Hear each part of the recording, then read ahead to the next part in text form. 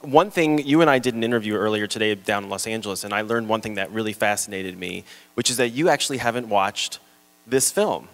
And is that something that you decide as a rule not to do with your work, or is there something particular to this film that you want to wait and watch it at a different time?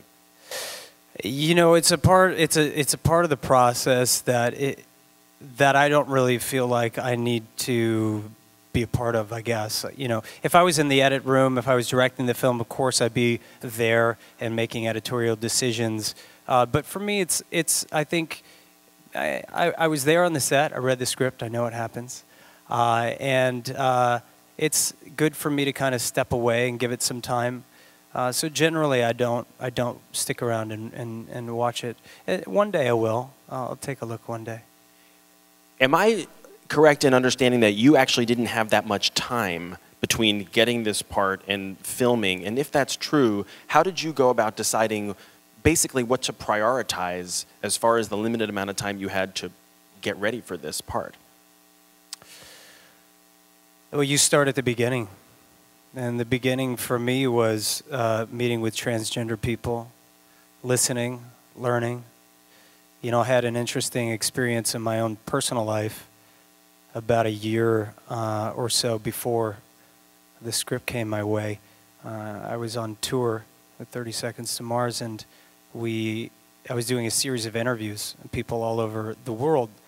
And I met some people at a mall in Louisville. This couple of young kids and their mom, and I was just really taken with them, and I asked if I could interview them at the show. They were excited to come to the show, so they came and I interviewed them.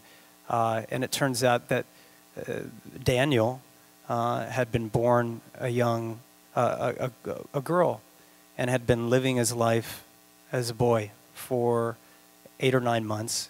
He was 14 years old, and we had this really beautiful interview about some of the challenges, trials and tribulations, about exploring identity and gender.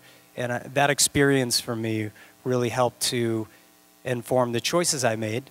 You know, I think other actors may have played Rayon as a drag queen, someone who enjoyed putting on women's clothing.